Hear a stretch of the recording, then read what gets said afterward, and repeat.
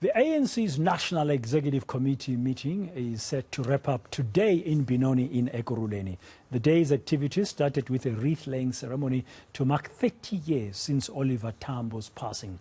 The ruling party went on to discuss pressing issues with its alliance partners in the SACP and COSATU.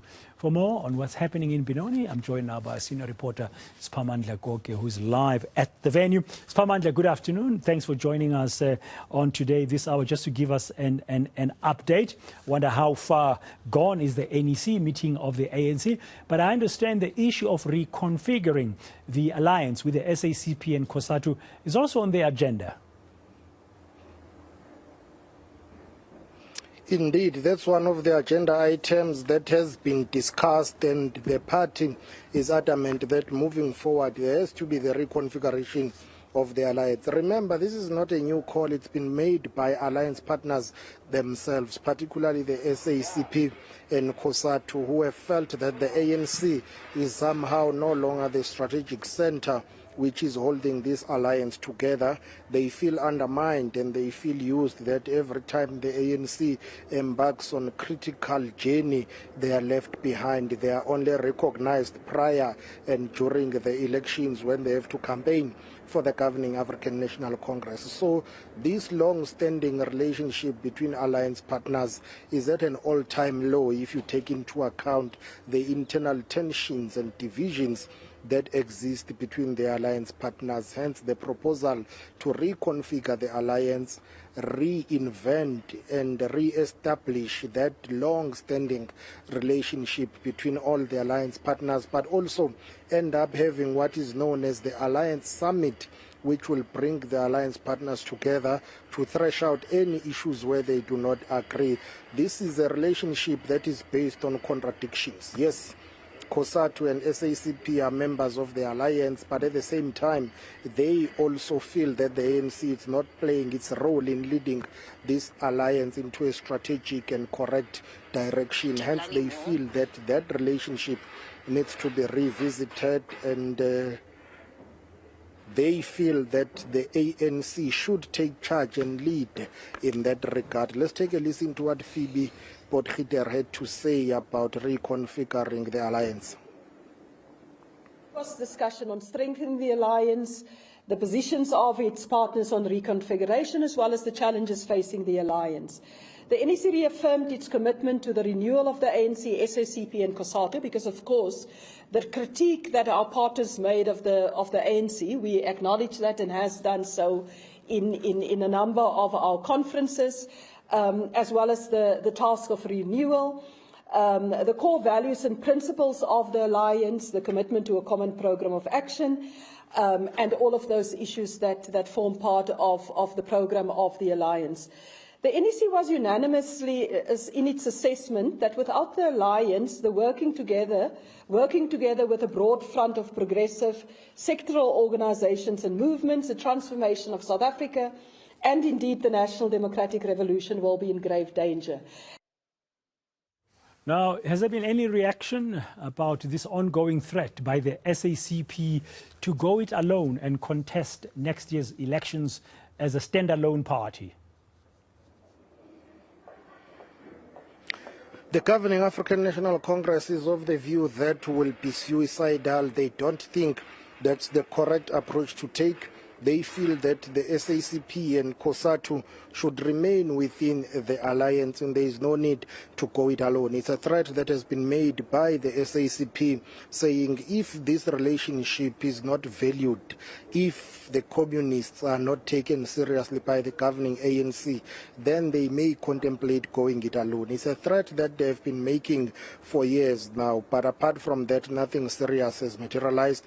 Only in Metsimaholo, where we saw the SACP contesting the elections, things did not go according to their way. The ANC feels that will be unfair for the SACP to go it alone. Take a listen to how NEC member Phoebe Potgieter responded to that question. Our belief is that it would be very wrong not for the progressive and transformation project in the country, because what you will do is to request ANC members to choose between the ANC and the SACP. It's like saying you must choose between your mother and father when they, hit difficult processes. It doesn't work that way. We have a 90-year, we have a very deeply embedded system of dual membership, of dual leadership. I mean, we don't count the commies. But if you look at both in the NEC of the ANC as well as COSATU, etc., you have commoners who are leaders at provincial, at regional level, at national level of that. So it would be going separate ways in that way would be I think a serious break in terms of the transformation project in the country, because at the same time you will also present the electorate with that kind of divisive approach. And far from home, in the northeastern part of our continent, in Sudan, South Africans has got citizens who are stuck there during this ongoing conflict there. What has the president said about this? Indeed, he says the South African team that is busy with that evacuation process is already trying to make sure that they bring back all South Africans who are stuck in Sudan. As I see the spokesperson of the ANC, Mahlengi Pengu, here just walking past me, and that NEC meeting is still underway, and we expect that President Cyril Matamela Ramaphosa will deliver his closing remarks around 5 o'clock, between 4 and 5. I understand that will be brought closer probably any time from now. I'm told that we are likely to hear from President Cyril Matamela Ramaphosa.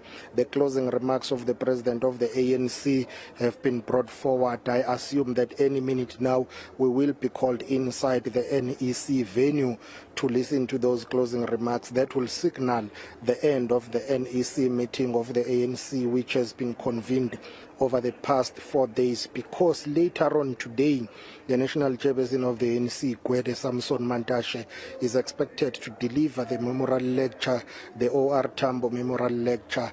Closing remarks by ANC President Cyril Ramaphosa will take place at 4 o'clock today, roughly. That's the message that I'm getting. But the president of the ANC, who's the president of the Republic, confirming earlier on to us that indeed they are trying to evacuate all 77 South Africans that have registered to be in Sudan. But not only that, they are trying to assist other neighboring countries as well who've got their citizens stuck in Sudan to be brought back home. Take a listen to the president.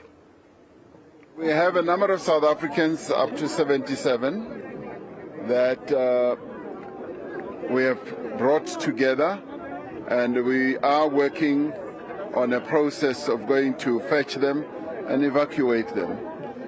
We hoping that the window of the ceasefire will hold so that we are able to execute the evacuation process. So that will be underway. And we have also agreed that we will also assist other nationals in our region who are stranded there.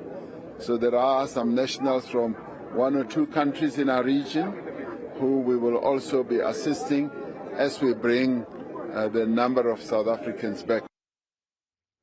That's the President Matamela Ramaphosa of the ANC there, speaking in his capacity as well as the President of the country about the efforts to bring back 77 South Africans who are stuck in Khartoum in that Sudanese conflict. Ending that update from Siphamandla Goge. Now